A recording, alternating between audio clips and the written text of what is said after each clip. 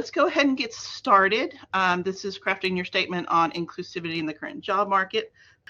So welcome to this writing an inclusivity statement. I will go ahead and say, and this is something we will be talking about through the webinar today, this used to be called writing your diversity statement. Considering social and political and all of that, it's been changed a bit to say inclusivity statement. All right, so today's plan is what it is. Well, first of all, what is DEIB, which is diversity, equity, inclusion, and belonging, what that means, and then how does all of that tie into the inclusivity statement? What should yours say? There's multiple aspects, which is what y'all reflected on as to what you should be including in your diversity statement, and the 4 steps to do.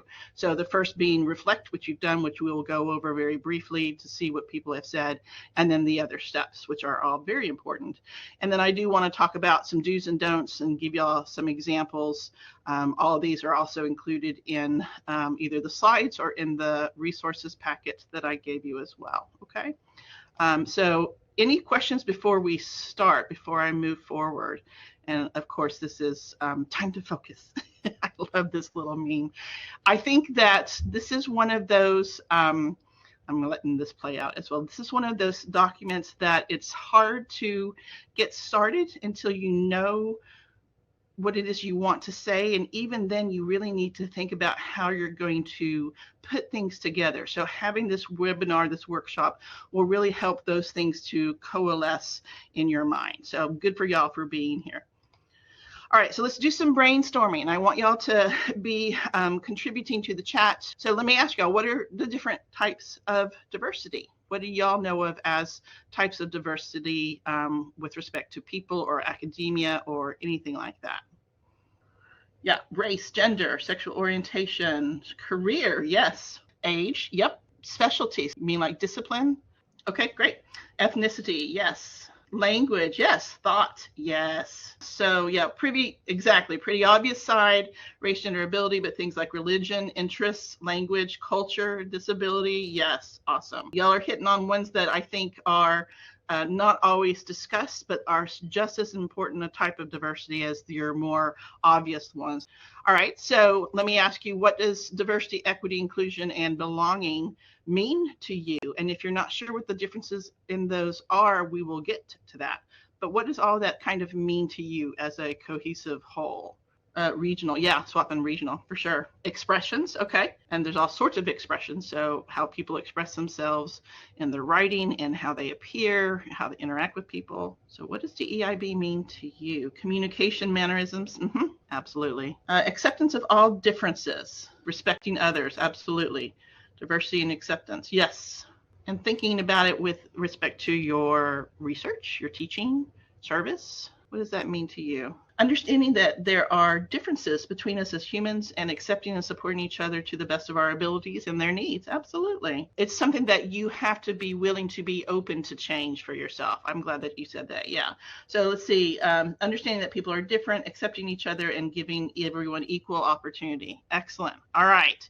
So how important is DEIB in your field, in your research, in your scholarship? How important is it? And we have a pretty diverse group of folks here. Yes. So important because of health disparities. Yes. And I think for some people, they think, oh, it's not, I'm hard science. It's not that big of a deal. You know, it's not something that we focus on. But when you start digging into it, it's really important. Knowledge sharing. Yeah, for sure. So why is it important in your classes? And yeah, awareness. Absolutely. Awareness in your scholarship and research includes everyone. Yes, absolutely. Making sure you do, making the effort to make sure that you do. Yes. And it's something I think that we all continue to improve on. No two students are exactly alike. Exactly. Students feeling respected. Exactly. Yes. Feel like they belong. Absolutely. Awesome. So let's see. The geosciences, yes, are really struggling to provide opportunities for underrepresented groups, especially those with disabilities. Yes, with respect to being able to go out and do field work. There was an article in a journal, I think, or like an education, like Chronicle of Higher Ed or something about that issue. Maybe it was Ocean Arc. Anyway, so yes, hard sciences, going out and doing stuff is not accessible for people who have disabilities. And so how do we make it accessible? Very great point. Okay. So y'all have a really good handle, I think, on it. I wanted to show y'all this. This is from the National Institutes of Health with respect to the different types of diversity and inclusivity. So y'all mentioned pretty much all of these. Y'all mentioned perspective, experience, thinking styles, sexual orientation, gender, socioeconomic status. These are all types of diversity, types of things that can be included with thinking about inclusivity. Things like skill. So things that the way that you think, neurodivergent thinking. So these are, there's a lot of them. And so what I like y'all to think about and keep in mind is that you are represented by many of these. And so it's not just one, it's not just one or two, there's quite a few of them. And so thinking about that helps you to get a broader perspective of what you can write about in your diversity statement. So let's look at what these DEIB terms mean. And these come from the Ford Foundation, which is a nonprofit that gives grant money, funds to groups or people, institutions that do the work for increasing diversity and inclusivity. So diversity, and there's a lot of text, I apologize for that, but I wanted to have these definitions here for comparison for y'all. So diversity is the representation of all of our identities, the many varied identities and differences, and y'all have listed those. There's a couple of others here that often aren't mentioned, sometimes are: tribe, caste. One of y'all mentioned communication styles.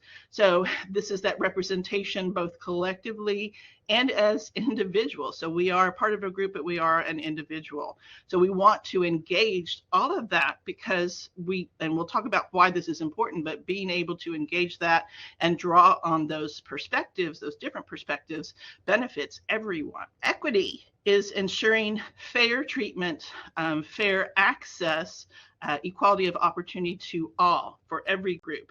And the fact that there has been and still is barriers for different groups, whether it's due to race or culture or thinking or whatever it might be.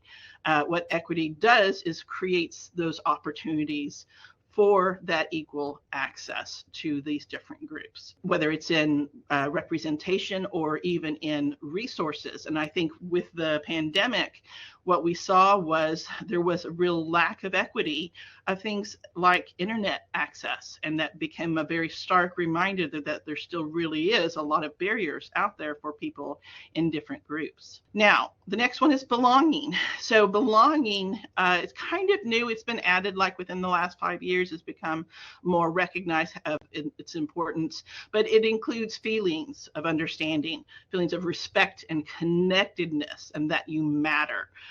So this sense of belonging is highly influenced by how students, what they feel, the inclusiveness that they feel in the classroom, both within the classroom and then outside in the university campus culture itself. And so this is something that is influenced by individual students, by you, staff, faculty, everything. And so for someone to feel that they've been accepted, they must see that they're being welcomed exactly as they are and not what you expect them to be or what other people want them to be.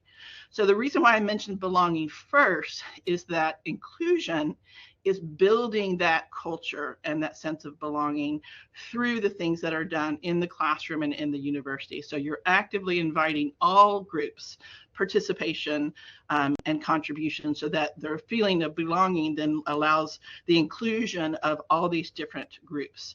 Every person has value, adds value, brings a different perspective and experiences to whatever it is that they're contributing to. And also important is that no one person is expected to or is considered a representative of that community, because everyone is so very unique and very different. So with those 4 things, DEIB, this is kind of the baseline of what are the things we're thinking about when we write the inclusivity statement. There's also another one, and you may have heard of this one. There's justice. And so what justice is long-term equity. So it's trying to create equity to fix things so that the systemic problems that have happened, the inequity that's been going on, gets fixed so that it doesn't continue that way. So in systems and in individuals. Hi, I wanted to. This is a part where I get a little, like, I guess me scholarly thinking, I get a little perplexed there because Mm-hmm. if you look at our equal protection laws that's currently on the books, I Mm-hmm. think if they, and if you look at the number of people who have filed discrimination cases and Mm-hmm. have lost because of some old antiquated language there, and if more people start to win on those discrimination cases, I think this whole thing that we're talking about now, inclusion, diversity, all Mm-hmm. this is already in the equal protection, the Title 7 or Title is it 10? 9. Nine, Yeah. Title 9, Mm-hmm. all those cases that deal with discrimination and that justice piece. And I always uh, mention when I do any legal writing, I would say if more people win these cases, some of that stuff would be taken out of the work culture in some of our society. But most of the cases that people have filed for discrimination or being excluded because they're disabled, or you look at the Mm-hmm. ADA laws and, Mm-hmm. in rehabilitation laws, if we were winning more, I think we would Mm-hmm. need this extra until they fix the flaws that we have in the justice system. Right. I Yes. think we're going to still have this problem with diversity, DEI. That's Oh, just my little. absolutely. Yeah, I totally agree because this is long-term equity. These are decades and decades of issues that have been around, like redlining, those types of things. And so, in order for us to make those changes and to fix the system moving forward, those laws need to be one to get those changes into the legislature, into the laws, into state and city and county policies and that sort of thing. So what I like to show, kind of just stemming exactly from what you said, was this diagram just really well illustrates what the differences between these are and how systematic and scaffolded they are together. So let me ask y'all first, what is it that you see is going on in the inequality box? So what is the difference between one person versus the other, this little kid, in the inequality? What do you see is going on there? Tree leans to one side more. Exactly. Yes. What else? Very vastly different amounts of apples. Yes, on one side versus the other. More fruits on one side. Yes. All right. So the equality, what is going on in that bottom left? So yes, lack of opportunity. Exactly. So what is now going on in the bottom left square equality that is different from the one above it, the inequality? Yeah, so you have the ladders. Okay, both are given ladders, which gets them closer to the fruits, but due to the leaning, only one can reach. Yes. So what is being done with equality is everyone is given the same exact resource. But what that doesn't do is it still doesn't fix access. So in equity, then, what has changed between equality and equity? Longer ladder for access, exactly. So they're given, let's say the ladders are different heights, allowing both to access the fruits. Yes. So the person on the right is given the resources they specifically need to have the access similar to what the people on the other side have. But there's still a problem there. What is the problem that's still there? So you are given different resources to help you access what your needs are. The tree is still leaning. Exactly. And it's on one side and there's still fewer apples. Exactly. So the opportunity is there, but it's harder to get. Yes. So what justice does, again, it's this long-term fixing of the problems that are inherent in whether it's the socioeconomic, whether it's in housing, whatever it might be. So what justice does, there's two different things going on. Well, there's three things going on here. First, there's the propping up on the left side with the wood. There is the lines on the right side pulling it from one side, and there's more apples, equal apples on both sides. So what this then represents is it takes more than one thing.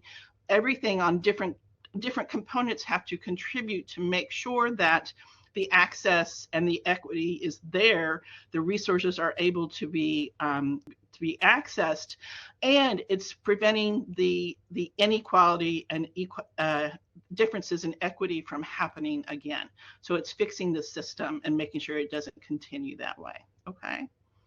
So I want to just reinforce the fact that you have many types of diversity that you can draw on when you write the statement, and just in your research, in your teaching, interactions with students. All of these have played a role in who you are, where you are, what you're doing, and that you can engage with students in your classroom and in all the other things that you do. So again, group differences, social differences, familial status and upbringing is a type of diversity. Education, one of y'all mentioned, political, physical or cognitive abilities, and then of course individual differences, which I'll mention, your life experiences, learning preferences.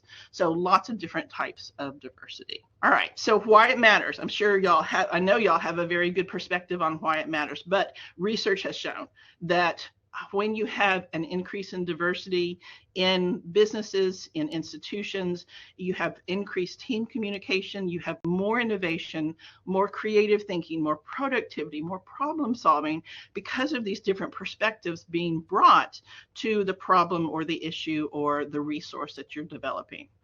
And what we do see is that recruitment of students, especially from underrepresented groups, and retention of the students, making sure that they finish their degree, whatever the degree is, it hinges on having faculty and staff that are understanding of these issues, that are culturally competent, know what to do, know how to make sure that they build this culture of DEIB in the classroom and in the university setting.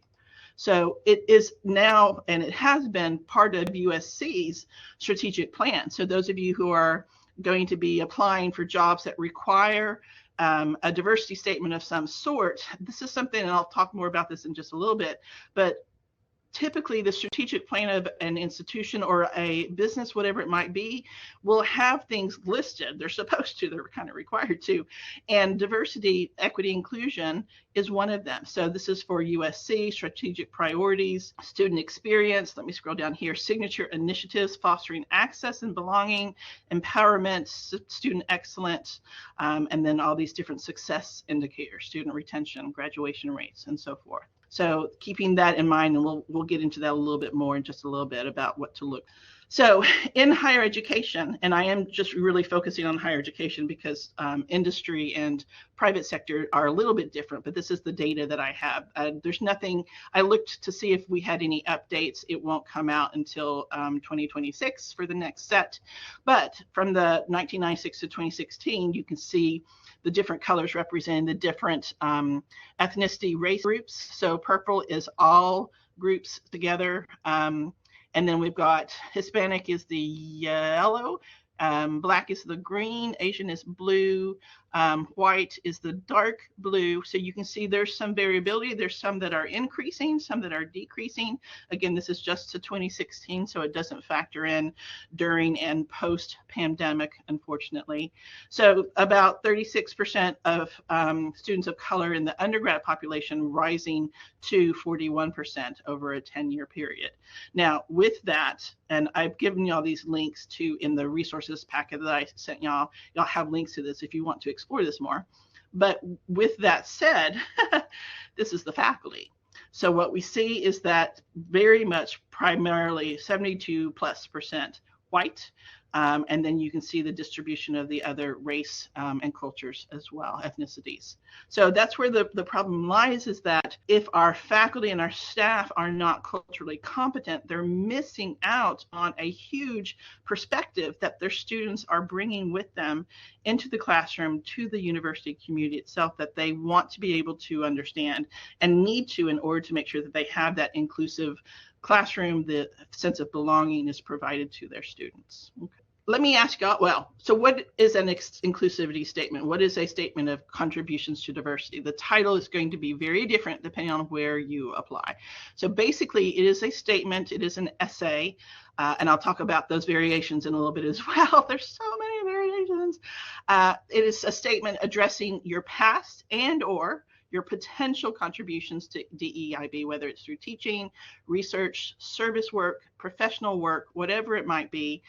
Those can all be drawn on and spoken to in the actual essay itself. And what it will do is it will explain your experiences, your skills that you have.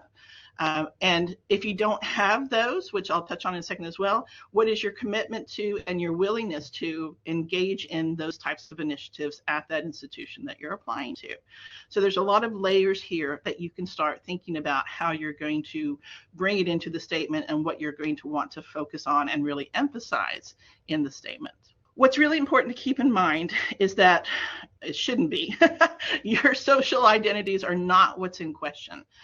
You are actually just being asked, and even more so today than 2 years ago, how you're going to contribute to those initiatives to DEIB advancement in your discipline, into the community, into the university, and how you will support and appreciate those contributions from all of those who are at that particular community, that university.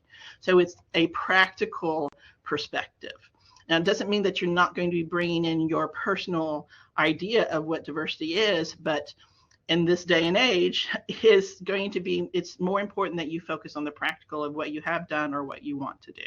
And the reason we can get into that in a little bit, we will, has to do with the lawsuits that have been challenged or filed against using diversity statements, whether that is a affront to academic freedom or freedom of speech, which we'll touch on just a little bit, but I have some resources if you're interested in that. All right, do know that there is not a perfect statement. So there's not a perfect unicorn out there. I promise.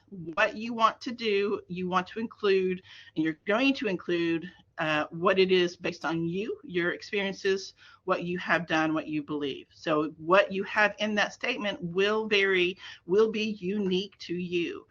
You certainly don't want to do a copy of someone else's because that's not your story, okay? So what it should show is awareness. So awareness that there are issues out there, there are obstacles, there are those inherent systemic issues throughout throughout academia, higher ed itself, these obstacles for these different underrepresented groups that they have confronted, that you have some evidence of cultural competence. You recognize that there are these issues and you have ideas and ways that you but implement things in your classroom or in your research to address those. How do you support those different groups that you may be in contact with?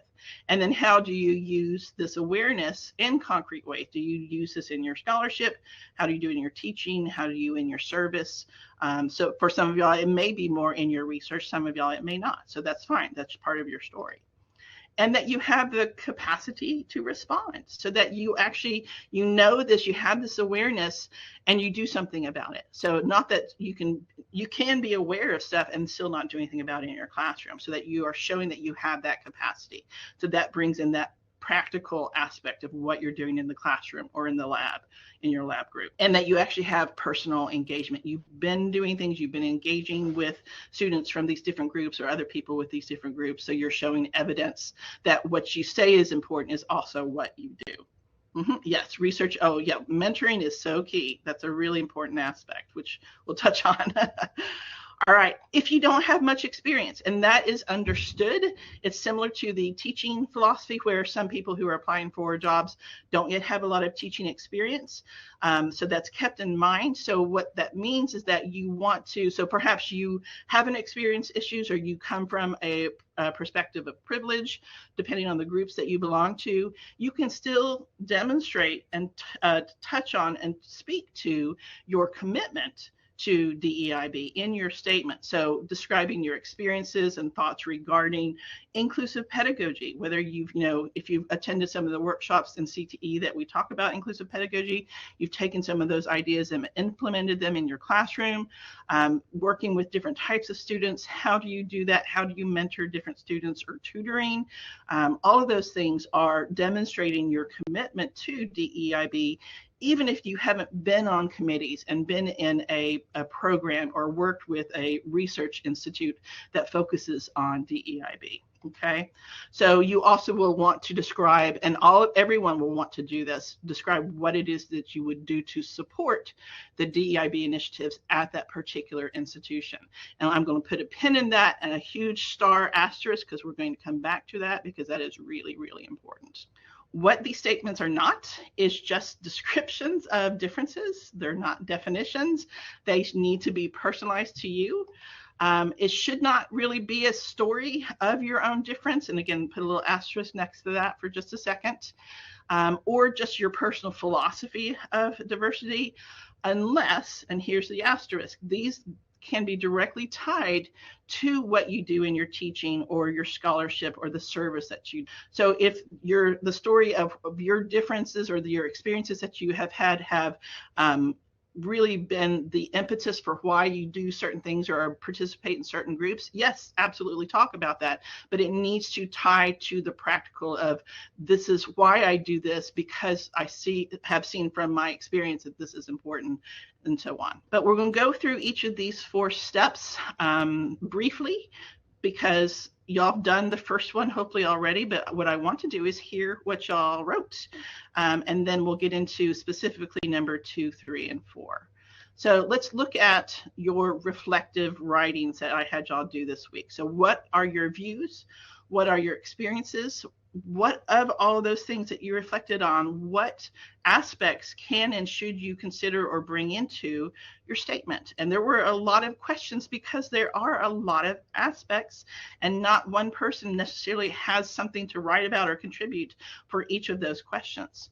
So sketching out your personal understanding, experiences, awareness of DEIB, so who you are, what you have done with respect to teaching, research, and service, whether it's actions, initiatives, programs, grants, whatever it might be, how past and present activities, accomplishments that you have, how all of these have shaped your perspective and your commitment to DEIB. And then what your future plans and goals are, which is also very important, which we will get to.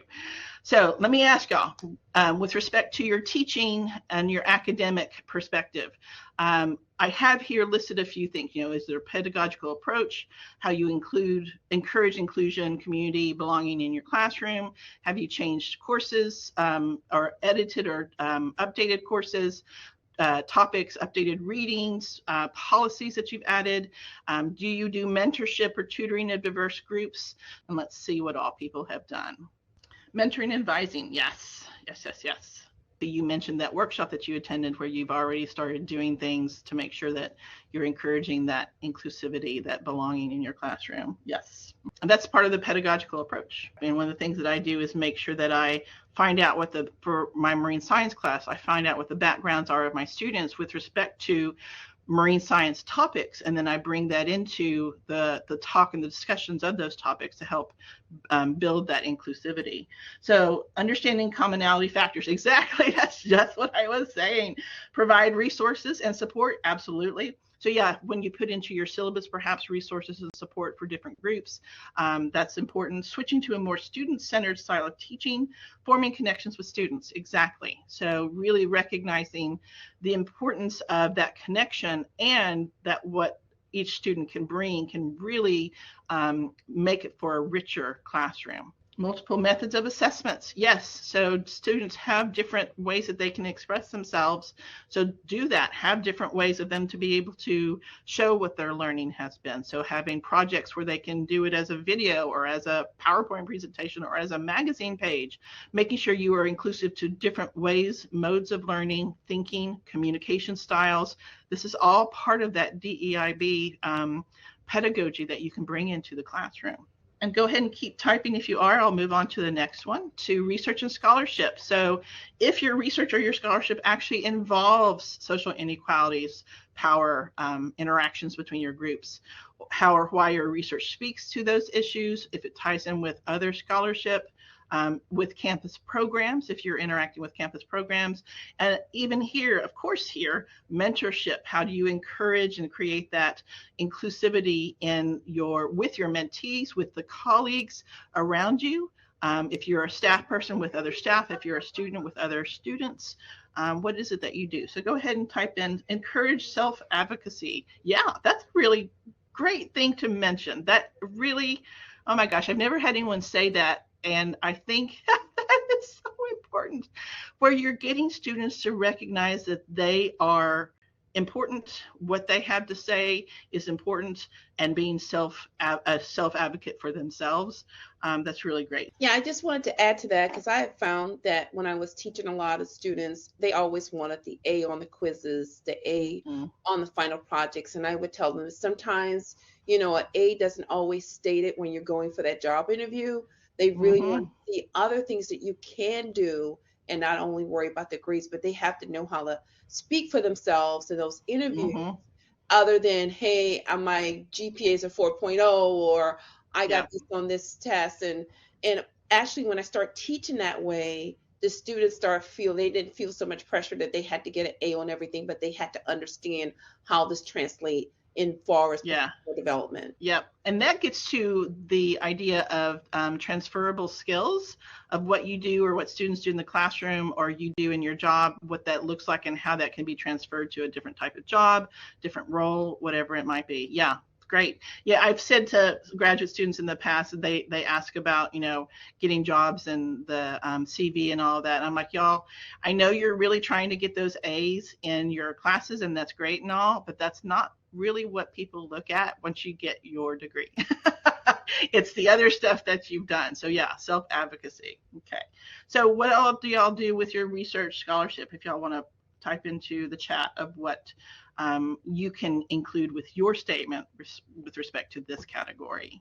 And sometimes if you do, it often gets tied into service, professional or community service. Yep, exactly. So if you're typing, go ahead and keep typing. I'll go ahead and move on to service. Let's see. So research is specifically on, wonderful, on the accessibility of geoscience classes, focusing on intro labs. Awesome. Mentoring and coaching. Yes, exactly. So even in hard sciences, there are ways to tie your research. A great example of bringing them together. Okay. Mentoring and coaching. Again, you are a mentor and a coach to those with respect to other students in your lab, to undergraduates in your lab, to colleagues, whatever it might be, there is still mentorship there and perhaps coaching there. So yes, keeping that in mind. So back to service and professional. So this can be many different things. It can be within the university. It can be within the national professional groups, within the community. Really is things that just whether you're involved with groups, whether you have leadership positions, what you've done when you've been with those positions or in those roles, and again, continued mentorship of students with in those different groups that you're trying to you're interacting with. Okay, things like going out into K through 12 schools, doing things with student groups. Yes, mentoring women about graduate studies. Absolutely. Events focusing on exposing underrepresented groups to different fields of science. Yes, when I was a grad student here, I went and did basically science days at Creighton Middle School. And our different schools here in Columbia have different levels of funding and different groups represented, and so that's just a different perspective that you're bringing. You're showing students what it looks like to be a scientist to students who may not have ever really had a good handle on that. So you're really looking at multiple levels of diversity that you're trying to engage in your discipline, in your field. So that's both research, really, kind of, and service itself. Okay. All right. So personal. This is one that I get a lot of questions on. How much do you share with respect to your perspective on diversity, on DEIB, and how it's connected to your personal experiences? So how your own life has been shaped by things that you have done, by positions and groups that you belong to. And so how much do you share? That's the question. So the key here is that you want to discuss these experiences that you've had, your background, whatever it might be, in the context of connecting them to the issues that you see that are in your field or that have influenced your awareness and what it is you actually do in the classroom or with your mentees, whatever it might be, teaching, research, service, whatever it might be. So that is where, and I've done a lot of reading on this, especially within the last couple of years, this is where we're seeing these diversity statements heading to, is the practical part. So yes, you can certainly talk about your personal perspective and experiences, but it shouldn't just be that story. As I mentioned before, you need to tie that into why you do what you do, how it has influenced you, things you have done as a result of that. Okay. So there's a couple of really good resources that I've come across on how much to self-disclose. So I'm going to show you this one, and then there's another one in the resources page. But this I thought was really interesting.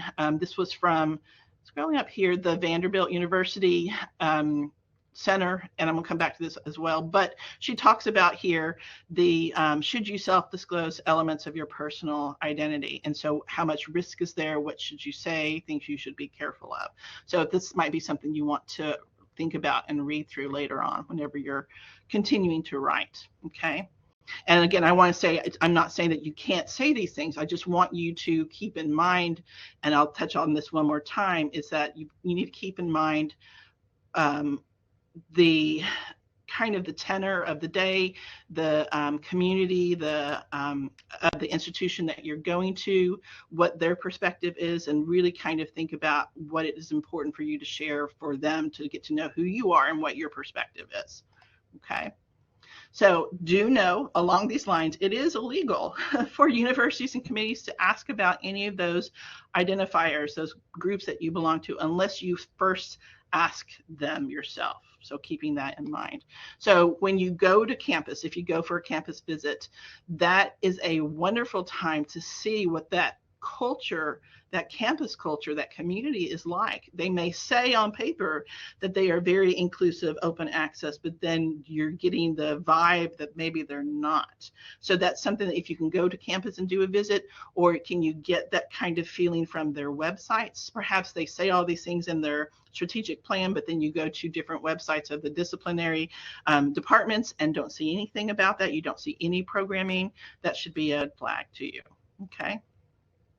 Let's see, travel and implications about the environment. What do you mean by that? Barriers. So barriers as to you being able to go to an institution, or barriers as to, because there's so many environmental variables depending on what you're thinking about. International students, international students and adaptations. So that's a really good question. That's something that you need to get a feel for, whether it's talking to like if there's an office, I'm sure there is an office of international students or international faculty, of what that campus culture is like, how easy it is, whether they're open, facilitating for international people. That is something that that you may not get a good handle on from the website, but asking around, finding connections in those different offices to those institutions that you might be applying to, you need to find that out, because it may not be obvious. So like, how easy it is to get funding, that's not necessarily something that they will be marketing as well. So that's a really great question. Now, next step 2. So you have all your ideas down. You're thinking about how you're going to craft this. This is such an important step, y'all. You need to find out, and I've already hit on this a little bit, you need to find out, research what is the climate, what is the culture of DEIB at that institution, at that particular where it is that you're applying for. Typically, universities and departments have listed, for like example, for the university, it's a strategic plan. For departments or colleges, schools, they have some as well, or they should, they're supposed to, especially here at USC. So what is their mission with respect to DEIB in their classrooms, in their department, in their community? So go to those websites, see what they have, see what programs they have, ones that you can become involved in. Really get an idea, and this is important, of what their demographics are, of their student body, of the faculty, and if you can, hopefully you can, of the community. So for example, places like University of California in like San Diego, they're more than 50% Hispanic. And if you don't know that and you don't address that in your DEIB statement, if you applied there, they're going to see that you have no idea what their campus culture is like, and you may not get that interview because you're not aware of what's going on there and you're not thinking about that in advance. So really get an idea of that. Universities have, and I'm going to skip down, oops, oh, it's not on that page. There's a website I'm going to show y'all where different universities have these websites that have this information. and I'll show you what that looks like for USC in just a bit. So looking in their website, what kinds of programs do they have? Do they have committees that you can join, projects, centers that you can join, structures like McNair Fellows, all sorts of different fellowships, mentorships that you can do, that you can be involved with, that are connected to DEIB. So like I said, scholarship programs. So doing that research, getting that information, and then mentioning that in your statement so that they can see you're serious, you have these great ideas, you're going to talk about those ideas in your statement and connect it to what you can do and what you can bring to that particular institution. Questions on the research part. And I know, especially when you're applying for jobs after jobs, that's a lot of work. It is, but you have to do it. I wish there was an easier way, but this is something that's very important that you do. You cannot use a standard statement for every place that you apply to. And so that's also why it's important to do the research to see, do I really want to apply to that institution or not? Okay. All right, so different formats that you can use. So there's about 5, and we'll talk about the variations in just a second, but I want to go through each of these in turn just to give you a feel of what this can look like. So let's look at the first one, the general structure. So this is your basic essay, who you are, explain your strengths and experiences, how they with respect to DEIB, relating that to the institution, the things that you want to do, the people that you want to interact with. How do you, based on your experiences and things you've done, how will you then contribute to that institution and enhance the diversity at their particular institution? Okay, so basic general structure. Second genre is statement, is what we call statement is narrative. So what has happened in the past, experiences that have informed DEIB of why you do certain things in the classroom, how you currently approach it in the classroom or in your research and service, and what are you going to, based on that, what do you want to do in the future connected to what they have available that you can contribute to. So what this does, this particular format helps you think about how your perspective has changed over time, why you changed, how you've adapted because of what, and how that then improves. You're able to bring those experiences to a particular climate, to a particular institution. Okay, so statement is narrative. The third one is just your commitment to DEIB. So you may have past experiences, current experiences, lots of goals. You do a lot of things involved with DEIB. So ways you've actually done your classroom, changed your classroom to make it accessible, brought those commitments into your teaching. Maybe you've decolonized your syllabus. Maybe you've really changed the topics of your reading.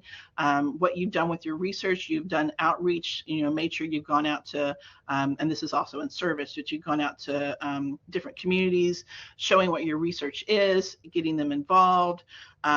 This helps you think about how DEIB is integral to who you are as an entire person, researcher, instructor, individual, community member, and how you connect all the things that you do both inside and outside the classroom. And this tends to lend itself to people who do a lot of research, but it doesn't have to, but it tends to lend itself to people who do research that is community connected. So like health disparities and that sort of thing. The fourth one is more of a focus on teaching. So how do you bring DEIB perspectives and the application of what you know, what works into the classroom, how you've shifted what you do in the classroom to help other specific groups of students. So fostering diverse perspectives, how you change course materials just specific to teaching itself. So this lets the committee know, this is why I had this perspective, I bring this perspective to my teaching, this makes me distinctive relative to the other applicants, okay, and how it helps the students.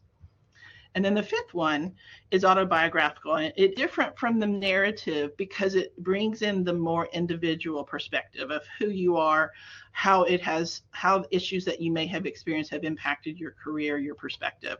So in this case, you can self-identify, but then going back to what I said before, bring in the practical of, if you do self-identify, say that experience then made you do this or caused you to see this and change your perspective, whatever it might be.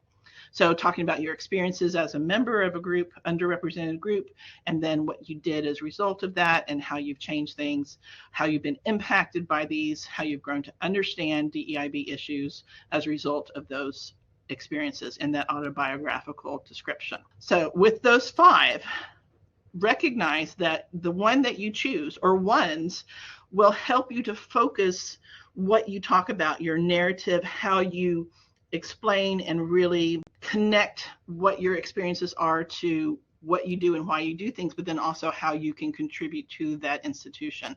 So it may help you to think about those 5 genres, that which one you use is the one that makes sure your voice, your story, your perspective is heard the best. So with that said, of the 5, I would like to hear from y'all. So here's just a very basic description of those 5. Which one do you think best fits you? And it may be that one or more may be a good combination. So you may do a general structure focused on teaching, or a statement as narrative focused on teaching, or statement as narrative focused on your commitment. So what do y'all think will be yours? 1 and 4, so general structure and focused on teaching. Okay. What else would y'all do? 2 and 4, narrative and teaching. Yeah, narrative and commitment. Awesome. 2, statement is narrative. Yeah, I think mine would also be narrative and teaching as well, just based on my experiences. Yeah. And again, this is something that can change over time. It may be that you use these and that will help you to kind of really focus the idea of what you're trying to get across. All right, step 4, stars, asterisks all over the place. You must customize it to reflect what the institution is looking for and what they're asking for in the job ad. So what you're going to do is those reflections that you had, the idea of what you're thinking the structure is going to be like, and what that institution is, their demographics, their resources, their programs. You want to then thread all of that together with those needs, those demographics, and talk about what you've done and how you can then contribute based on that, based on this practical experience, based on these examples of, talking the talk, walking the walk. This is how you can then contribute to their needs and to their students. Okay, so as you can see, this is very personalized. This is very specific to the institution. And going back that last time I mentioned, I was going to mention this one more time. If you share personal information, the context is the key. If you're sharing a story, why? What does it connect to what your experiences are and what you have changed, or how you can interact with and contribute to that institution that you're applying to? Okay. These are the websites I was talking about. So USC's data website is called OIRA. OIRA is Office of Institutional Research, Assessment, and Analytics. Every university has something like this, where you can go into their data of the university of all sorts of demographics, just everything. Let's see, so table generator, you can choose the data that you want, student survey data, all sorts of stuff. So every university institution should have that website. And I wanted to also show you a great example of institutions. Of course, this is UC San Diego, but ones that have a really great example of what is available and how these institutions market that. So this is UC San Diego. This is their Office for Equity, Diversity, and Inclusion. They talk about the things that they do, the fellows they have, the programs they have, and explore that. And that's for the institution itself. And for some institutions, their departments have these as well. So absolutely go explore what they have, so what it is you can contribute to when you customize your essay, your statement. So some general conventions, expectations, 1 or 2 page statements usually is what they ask for. It's usually single space. There may be word counts. When you do these, make sure you use normal margins and font. Don't make it small. Don't make it 2.2. They will not read it, I promise you. It may not be a standard statement requested. So it may be something you include a paragraph of it in your cover letter, or you include it, you weave it into your teaching statement, or you actually have a personal statement, or what is it that you do in your research that has a paragraph. So it's really important that you look at the prompt that is given. It may be a general prompt, it may be a specific prompt. read it carefully. So it will actually tell you what it is that they want to see, want to read, want to hear about regarding what you can do, what you have done, and how you can contribute to their particular mission. Okay, so there's a, if you look at your resources, I gave you a web resources here. So examples and request formats, and this is 2 websites about self-disclosure, how much to share, but examples on, so here is, again, Vanderbilt. This is what I mentioned earlier. Submit a statement explaining how their teaching will contribute to a culture of inclusion and diversity, how the candidate will help Angela State attract and graduate more women, Hispanic, and students. So they're getting specific in what they want to see that you're able to, committed to doing if you accept this position. Okay. So again, important to read what it is that they're asking about. Committees themselves are looking for awareness, obviously, and this kind of ties back to what these statements are supposed to do anyway, but that you have an awareness of these inequities and these challenges of these different groups, that you have a track record, but again, asterisk, commensurate to your career stage. So they do recognize that, first year early career academics may not have the experience that, tenure track or newly tenured, whatever it might be, have or bring to the table. So that's why you want to talk about what you want to do, how you want to get involved. Okay. And then again, that you have an plan. So what is it that you want to do based on these experiences that you've had? This is what you think is important based on their demographics. You see that this is important. Those are what you will talk about. Okay. How much weight they give differs by institutions. The research that has come out now, and I'll show you a couple of those articles in just a second, they're saying now it's really important that you don't use this as the first stage of winnowing out applicants. It should be something that is used that once you have your selected, 5 or 10, now looking at the diversity statements, which ones really do bring what you want to the campus, because it needs to be more than just diversity, equity, inclusion, and belonging, but also how do they contribute it with their research and their teaching as well. So some don'ts. Don't compare groups. This is such a no, what we call false equivalences, where you're saying my experiences as a white woman is exactly the same as someone's experiences as a black woman. They are equal. No, they're not at all. And if you say that, it shows that you don't understand the issue at all. No generalizations of groups. So like stereotyping, oh, well, these are Southern students, so I bet they're going to want to do this, blah, blah, blah. Do not do that. Okay. No saving narratives, and what we mean by that is saying, well, I did all these for my students and my students were so much better because of this. That type of saving narrative, not something you want to have come across. Don't minoritize some experience that is not an experience of that particular group, or don't say your story gives you that full understanding of what other people experience. Okay. But also not being specific. Have actual concrete examples that you have experienced. And if you haven't had them, then talk about what you would do. So let me show you some examples. So here's bad examples. Don't say, I'm from an underrepresented group, so I understand the need for diversity. Everybody can do something. So instead say, my experience as a member of an underrepresented group has helped me build a toolkit for mentoring students who face similar challenges. Another example. I grew up in a homogeneous neighborhood, so I'm not experienced with diversity. No, word it better. Say, because I have little experience with cultures outside my own, I seek opportunities to learn from others with different perspectives. Here's one. This was actually a postdoc application that they write. While teaching, one of my goals as an instructor is to create an environment that is receptive of diverse perspectives. Not only do I use diversity in my teaching methods, I also primarily focus on issues pertaining to diversity to give students a chance to talk about diverse issues in a safe place. What is wrong with that? Yeah, that's bad. Why is that bad?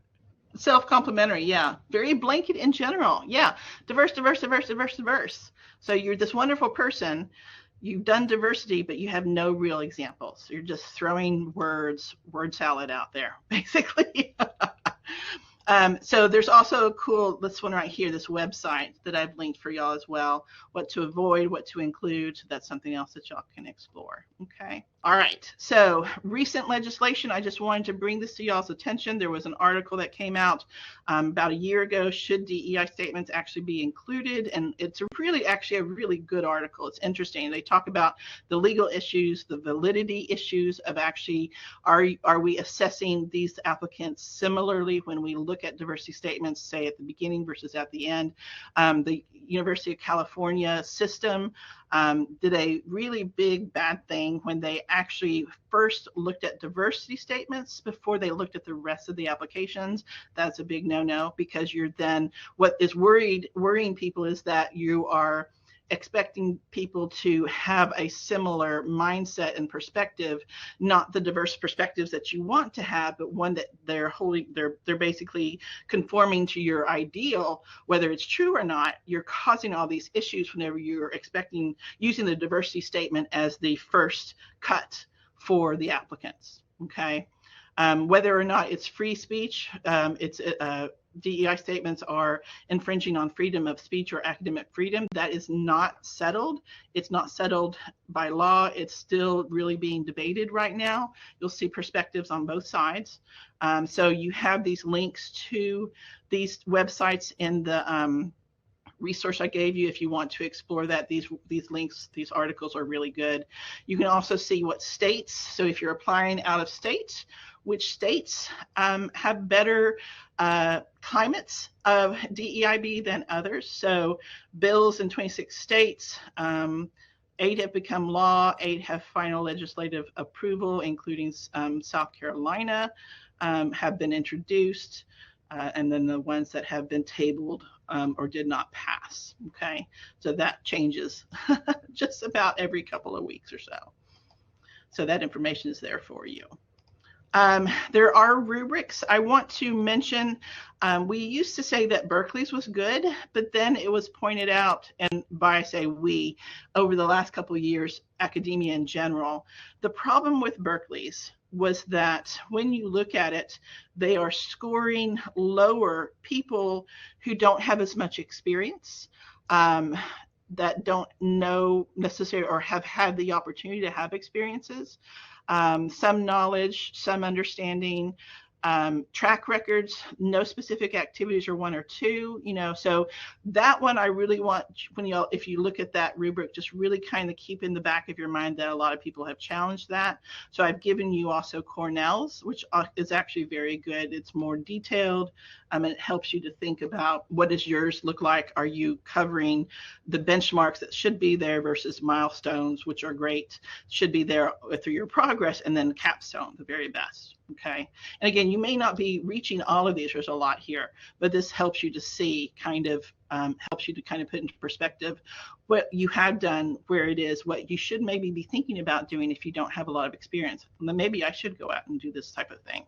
Examples and request formats, these are all in your web link handout. You can go see what the overviews, the prompts look like for some of them, what the job types can have. Different job types have different requests, and then a lot of experience examples by discipline. So you can click through that and see different disciplines and diversity statements in different disciplines. Some short, some long, some part of cover letters, all sorts of different types. Okay.